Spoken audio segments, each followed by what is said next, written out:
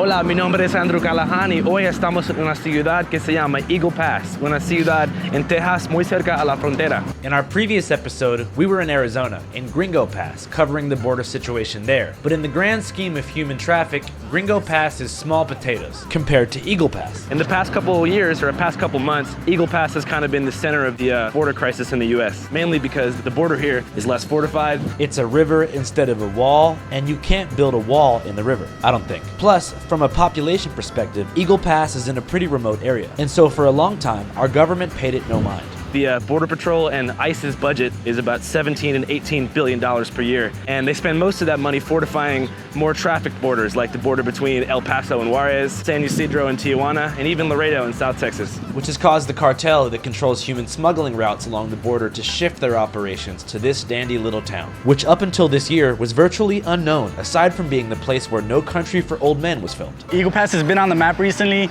more in the past 1, 2 to maybe 3 years, more than it's been like its whole life. The scene yesterday in Eagle Pass, Texas has become quite familiar. Texas has taken control of a park in Eagle Pass in the fight over the state's razor wire on the border. The Biden administration is asking the High Court to let Border Patrol officers take it down because it's interfering with federal law. Thousands are crossing here.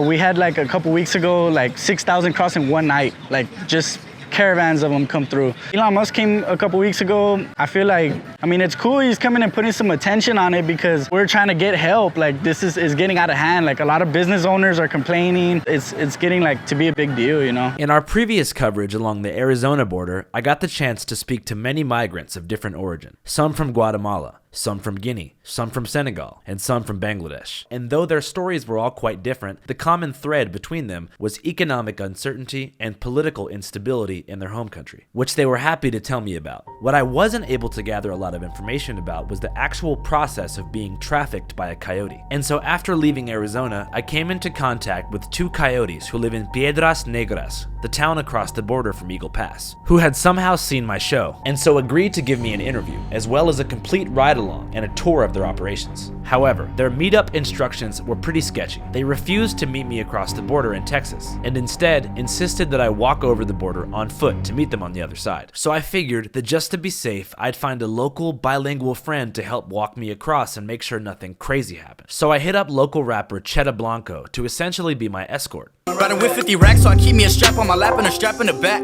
Riding with 20 bags of the gas in the trunk, gotta serve like the whole Eagle Pass. And I got EP on my back, so I do what I do to put us on the map. Remember way back in 2016 when young Cheta had married the trap. Cheta is born and raised in Eagle Pass, and growing up had a lot of friends and family who were involved in the coyote business. So how much does it typically cost to have a coyote transport you across the river? It can go, I've heard different ranges. I've heard 5,000, 10,000. That's just like crossing the river. Then you still have to pay a couple thousand to get taken up to San Antonio. Because leaving Eagle Pass, there's a checkpoint. Any city you go to from here, you're gonna get stopped by Border Patrol just to make sure you're a U.S. citizen, and then you're good to go. So really, you gotta pay another couple thousand to make it out of the city. So yeah. People end up spending 20 bands, bro. To go from Mexico to Chicago, San Antonio, anywhere up where they're trying to work, yeah. They spend 15 to 20 bands for sure. And do a lot of migrants cross without the help of a coyote? A lot of them do. Surprisingly, I came across some, and I even talked to some. They say that with zero money, they came over here walking, from Venezuela, Ecuador, Colombia, all these different countries where the country's just so bad. They don't have there's no light and water sources. There's no food, things like that. No jobs, obviously. And they said Mexico's the hardest part, that the police will always rob them, $10, $20 that they might have, anything. They'll take anything off of you, On Friday, they clashed with Mexican police here wearing riot shields. Some migrants jumped into the river using rafts to get across.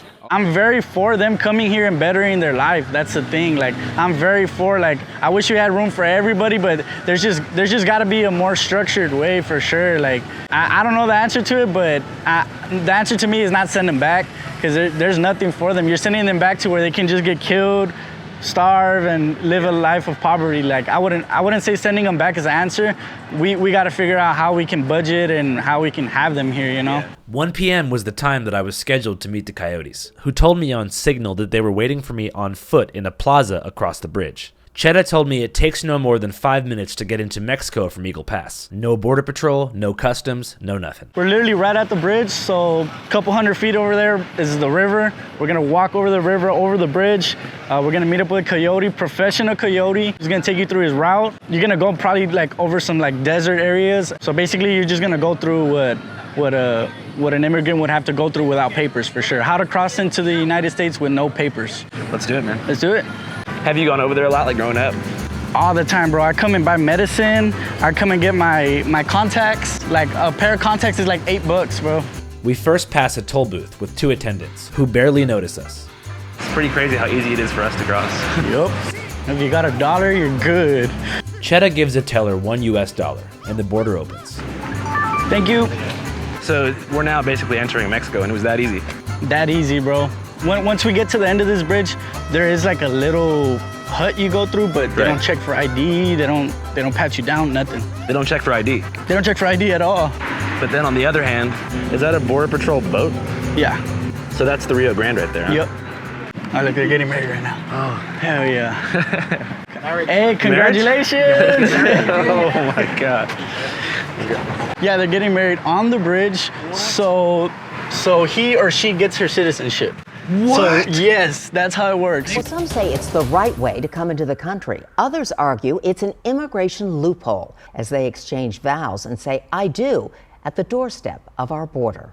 So one of them is probably like full Mexican citizen, and one of them does have U.S. papers. So one of them marrying the other allows the other to now become a U.S. citizen. 30 seconds after witnessing the fascinating border marriage, me and Cheta arrived in Mexico and entered the plaza where the coyotes said they'd be waiting. All right, so we're in Mexico now. We're in Mexico. At first, we couldn't find them. Oh shit, I think these fools are over here, bro. Then, in the corner of the plaza, we saw 3 dudes, one with a gold chain and 2 others. I wasn't quite sure, but I think these are my guys. What's up, bro? What's up? How you doing? ¿Qué onda, carnal? Andres. ¿Qué onda, carnal? How you? What's going on, man? What's going on, bro? To my surprise, these dudes couldn't have been older than maybe 20. ¿Qué es la plan? ¿Qué vamos a hacer? Vivir la experiencia, vaya, ¿no? No, es mi primera vez. ¿Eso sería su primera vez? Yeah, sí.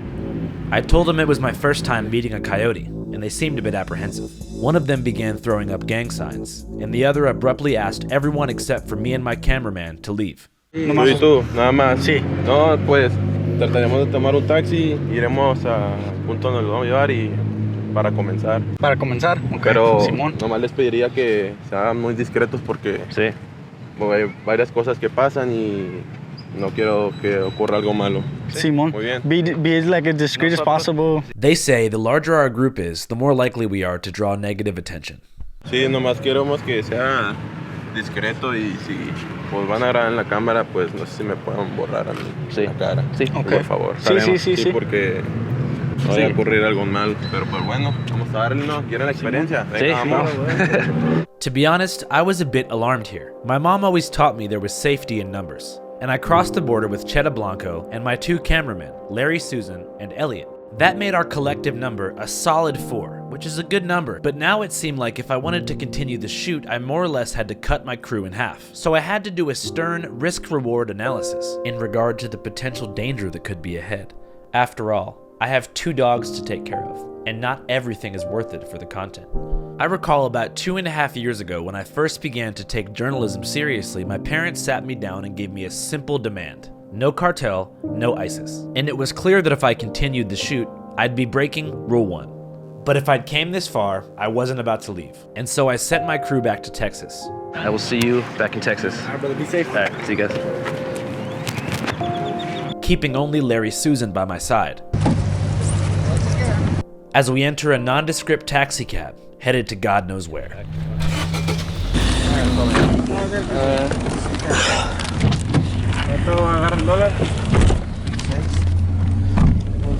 The taxi begins driving, eastbound, away from the border plaza and into the heart of Piedras Negras. For some context, Piedras is generally considered to be a pretty safe border town. It actually has the lowest homicide rate of any border town on the Mexican side, and is literally 10 times safer than Tijuana or Juarez. It's also where nachos were invented 80 years ago by a man named Ignacio Anaya, whose simple combination of cheese and tortilla chips irreversibly altered the course of history. Plus, according to the US State Department's travel advisories, Coahuila, which is the Mexican state that Piedras is in, has a level 2 travel advisory, which means to exercise increased caution. So that's what I did. After all, there was no backing out at this point. We were in the complete custody of these 2 teenage coyotes, who said they were taking us to a spot along the Rio Grande where they'd been permitted to operate by a larger parent organization, which will not be named. We continue to drive until we reach the outskirts of town.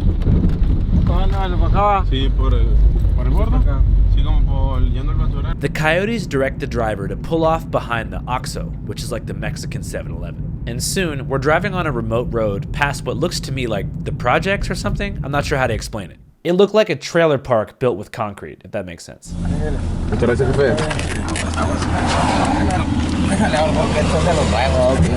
Abruptly, we're instructed to immediately get out of the car, which is alarming and honestly quite disorienting, given the fact that I assumed we were going to the river. But still, my options for escape are pretty limited, so I figured it was time to just play it cool and do an interview. Officer, allá en el lado americano, sí, está Army, también hay en el lado mexicano. Okay. Y eso también nos puede causar problemas a nosotros. Sí, yo entiendo. ¿Es peligroso o no? Es muy peligroso porque muchas muertes. Es peligroso, pero sabemos. Sí. Es peligroso para la gente que no sabe.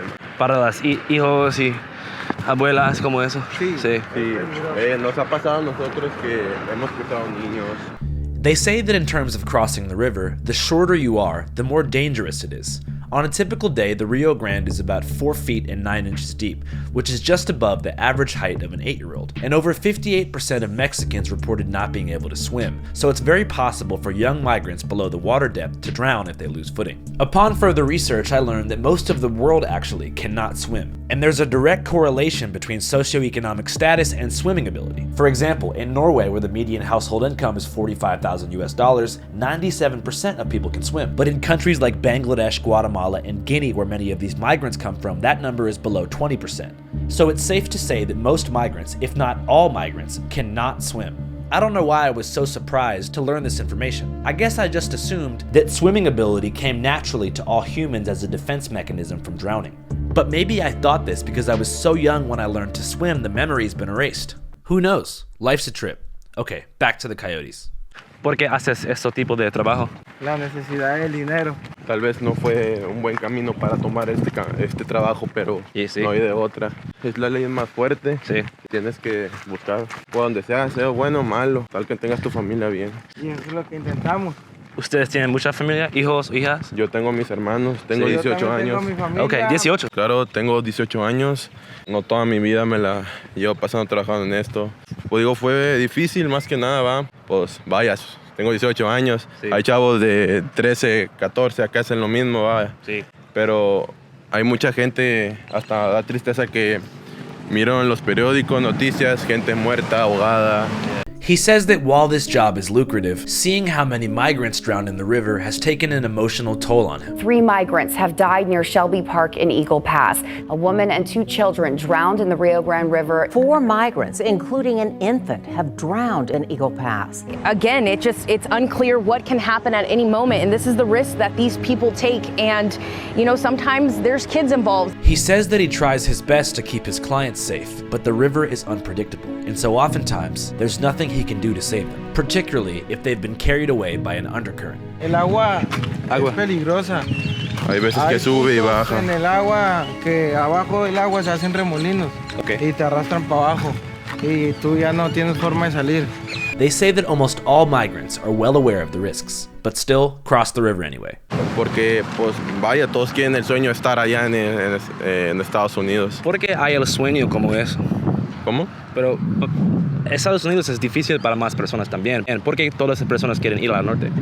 Sí, es que todos piensan, tienen la mentalidad de aquí, unos se van y los que están aquí y los nuevos que van, pues los que van creciendo les dicen que allá es lo mejor. Sí. Pagan mejor, buena comida, buenas casas. Yeah. Pero yo he estado allá y he vivido, realmente, no sé, he estado encerrado, trabajando encerrado. Sí. Es lo único. Pero pues de algo sí sirvió, pues es lo único que voy hacia allá es ganar dinero. Sí. ¿Y tú quieres ir a los Estados Unidos también? No, realmente ya no. Ahorita estoy muy bien aquí. He says that he has no desire to immigrate into the U.S. Having worked a minimum wage job in San Antonio, he feels that many migrants who cross the river have an unrealistic expectation of what their life will be like in the U.S. But nonetheless, he doesn't challenge their fantasies or try to give them a reality check. Instead, he takes their money. After all, behind importing drugs, trafficking migrants is the most lucrative trade in town. ¿Cuánto cuesta para en típico para personas? Pues es que ahorita hay mucha gente haciéndolo. ¿Cómo te puedo decir? Hay variedades. Sí. Depende si tú quieres llevarte a alguien de aquí de Piedras Negras hasta San Anto. Sí. Son como $3,000 o $4,000. ¿4,000 para cada persona? Ajá. Sí. Es que ya las cosas cambiaron. Antes, yo digo que recuerda cuando estaba trabajando de aquí a San Anto, a Houston, eran $8,000, levantador, con el que te recoge alimento, el que cruza, todo, paquete completo.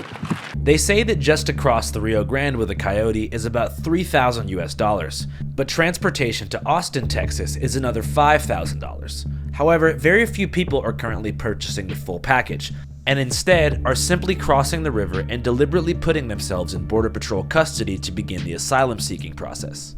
¿Tienes problemas con la policía o no? No. No. Es difícil pero la migra a Estados Unidos y Border Patrol, ¿hay problemas con ellos? Sí, hay problemas con ellos, pero ellos nunca nos ven. They say that both Mexican federales and municipal police turn a blind eye to their activities, but the US Border Patrol has been very vigilant, and so we're heading to a place with far less Border Patrol presence than the port of entry. This, while safer for them, has a lot of negatives for migrants. Despite generally being portrayed in a negative light by the media, Border Patrol's job isn't just to apprehend and detain migrants. It's also to save them. Since 2014, Border Patrol has successfully executed over 25,000 rescues of migrants, many of whom are often found actively drowning in the river in Texas, which unfortunately happens almost every other day in the Rio Grande. Mira, te voy a contar algo. Un día íbamos con un camarada, el que nos enseñó. Íbamos normalmente y pues eso es obvio, varios tienen muchas brechas, vaya. Sí. Y pues encontramos un cuerpo ahí ahogado. Sí. Eso me hizo sentir como miedo. Sí. A todos, cuando miras a una persona muerta, es miedo. Le calculaba unos 32, 35, ya estaba descompuesto. Sí. Si lo miraba muy bien, tenía como 3 días ya ahí ahogado, tirado. ¿Ustedes trabajan para ustedes o tienes una boss? No, normalmente teníamos una base. Nosotros somos los boss. Ok, sí. Nosotros somos los boss. They say they used to work for a larger parent organization in the area, but after many years of loyalty and good faith, they've been permitted to work on their own, so long as they're not stealing clients away from the larger parent organization. As we continue to walk, I ask them if they see themselves as criminals. They say no. Yo no me considero criminal. Yo soy una buena persona. Hago cosas malas para hacer las buenas. Sí. O creo que sí se dice, hago cosas malas que parecen buenas. ¿Crees en Dios? Creía en Dios. Mucho creía en Dios. Yo sí. Yo sé que existe, pero yo soy voto a la Santa Muerte. Sí. Like many people involved in Mexico's criminal underworld, these coyotes worship a deity called Santa Muerte, aka the Holy Death, the most controversial saint in the Catholic faith. Primeramente, siempre me encomiendo a Dios. Mi Santa Muerte, cuando usted quiera me voy.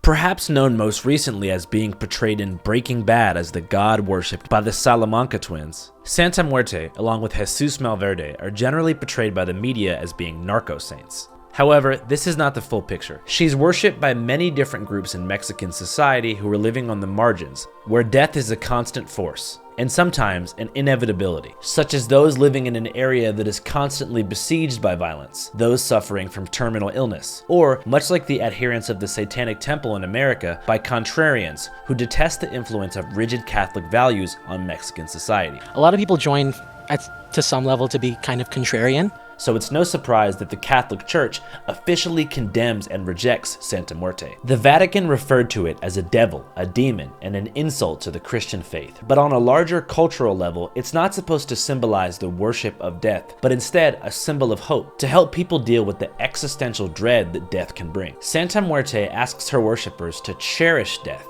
instead of being afraid of it. She asks that we not fear mortality, but accept it as all of our shared fates, and reminds us that death is not the end, but actually the beginning to the afterlife. It's thought that the first appearance of a death deity or skeletal Grim Reaper type figure emerged in medieval Europe in the wake of the Black Plague, which killed 1/3 of the continent's population in under a decade. But there was also an Aztec deity called Moctlantecuhtli, the god of death, who was often appeased during ritual human sacrifices performed by the Aztecs, who, along with the Mayans, controlled most of Mexico until 1521 AD. So, this god of death figure existed in both Spanish colonial and pre-colonization indigenous religions, but almost fell into cultural obscurity until the Mexican drug war began in 2006, leading to a collective 360,000 homicides. Anyways, back to the interview. Cuando tú fue joven, ¿tu familia fue pobre, no? Yo ahorita mi familia son de Michoacán. Allá ellos son ellos. Y tú trabajas aquí y después la dinero das a tu madre y papá y hermanos. Tengo hermanos y mi mamá. Lamentablemente mi papá falleció, pero eso no me agüita. Que, pues lo único que pienso es de que quiero que mis hermanos estén bien, que no agarren, que no miren un mal camino como yo lo estoy haciendo. ¿Tienes miedo sobre ese tipo de trabajo? ¿Miedo? Sí. Yo soy el miedo.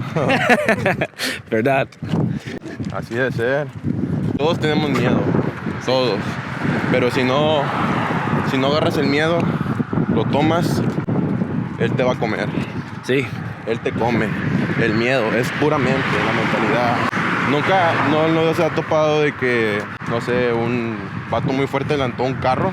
Sí. Un auto muy pesado. Es pura mentalidad. La mentalidad es la que te está comiendo. Vacas. Vacas. Vacas. Feel me. Vacas. Vacas. Vacas.